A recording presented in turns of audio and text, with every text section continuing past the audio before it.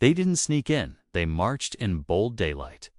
Fires raged across the Roman skyline. Screams echoed through the Forum. And for the first time in 800 years, Rome bled.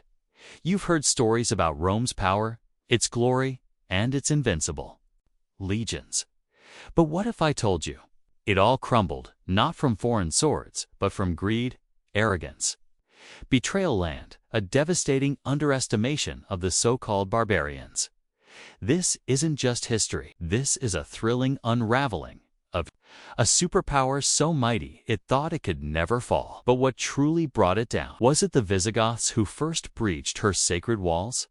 Was it the Vandals who tore down the last remnants of pride? Or was it something far more rotten within Rome itself? A Gothic prince once raised in Roman luxury turns against the empire that betrayed him. A desperate emperor sells his soul for peace, but invites chaos instead. Legions abandon their posts, not for fear, but for lack of pay. And all while the senators still sip wine, thinking Rome will last forever. They were wrong. Dead wrong. In this three-part saga, we will unravel how the barbarians weren't mindless savages, but brilliant tacticians and brutal survivors. How Rome's pride and political infighting turned allies into enemies. And how, one by one, Rome's walls fell physically, morally, and finally, eternally. By the end of this story, you won't just understand how Rome fell. You'll feel it. You'll walk through the ashes, hear the clang of swords on marble, and witness the final day of the greatest empire the world had ever seen. So don't blink, because this story is not just about the past. It's a warning. Chapter 1. The cracks in the marble. The year was 376 AD. The Roman Empire. Once an unstoppable colossus that stretched from the windswept moors of Britain to the sunlit sands of North Africa, and from the Atlantic Ocean to the banks of the Euphrates, had begun to tremble. Though emperors still sat on golden thrones and Roman legions still marched in iron formation, something deeper was failing. Invisible rot eating away at the foundation of the empire. The cracks began with pressure on the borders. For decades, tribes from beyond the Rhine and Danube rivers, those lands the Romans had labeled Barbarians, tested the limits of Roman tolerance. These so-called barbarians, including the Goths, Vandals, and Huns, were no longer merely wild men in furs, howling at the gates. They were learning, adapting, and organizing. Many had served in Roman armies, lived in Roman towns, and spoken Latin. But now, they were pushed westward by a terror greater than themselves. The Huns, when the Huns poured into the steppes, displacing the Gothic tribes. A desperate wave of refugees pressed against the Roman border along the Danube. In a moment of tragic mercy and political miscalculation, the Emperor Valens allowed the Visigoths to cross into Roman territory, hoping they would serve as loyal subjects. Instead, they were herded into camps, starved and abused by corrupt Roman officials. Hunger and betrayal bred rebellion in 378 AD near the city of Adrianople. The Visigoths rose up. Valens, underestimating the strength of the rebels, led his legions into battle. What followed was one of the most crushing defeats in Roman history. The Eastern Roman army was decimated, and Valens was killed. His body never recovered. The myth of Roman invincibility was shattered.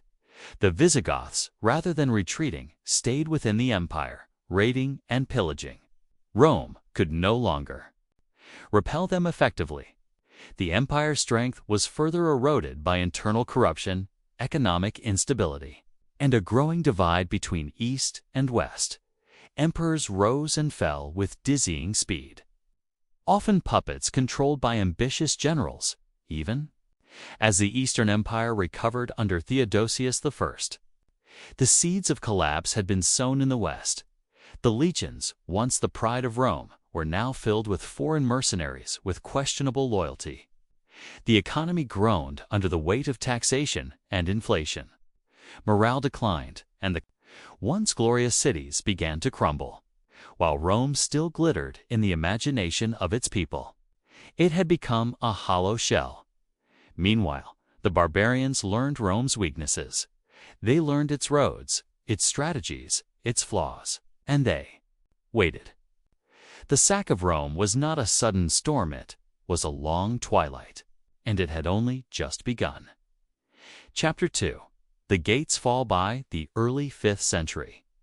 The Western Roman Empire was a shadow of its former self. The Eastern Empire, governed from Constantinople, managed to stabilize and fortify its borders. But the West, ruled by ineffectual emperors and rife with intrigue, faced crisis after crisis. Barbarian tribes once seen as peripheral threats were now active players in the empire's fate. In 410 AD, the unthinkable happened. The Visigoths, now led by their indomitable king Alaric, marched on Rome itself. For centuries, the city had stood as the eternal symbol of order and civilization. The last time it had been sacked was in 390 BC by the Gauls. Now, the heart of the empire faced the wrath of its former subjects. Alaric's motivations were not blind destruction. He sought a place for his people within the empire, formal homeland, supplies, and recognition. But Roman politics denied him again and again. Frustrated, Alaric laid siege to the city. On August 24, 410 AD, the gates of Rome were opened by slaves and sympathizers. The Visigoths entered. What followed was not annihilation, but a grim, symbolic undoing. Churches were spared. Citizens were ransomed rather than slaughtered. But the message was clear. Rome could bleed. The psychological blow was enormous. Across the empire, people despaired. Saint Jerome in Bethlehem wrote, "The city which had taken the whole world was itself taken." The sack marked a turning point. Though the empire lingered, it no longer inspired awe or confidence. In the wake of Rome's fall, the Western Empire fractured further.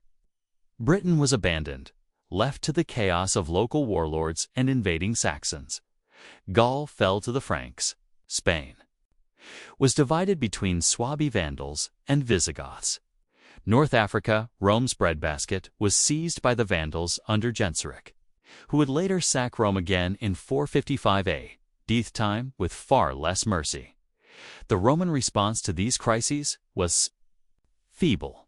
Power often lay in the hands of generals like Stilicho or Idius, who wielded influence behind the throne. These men fought bravely to preserve what remained. But they were undermined by court politics, assassinations, and the sheer magnitude of the threats.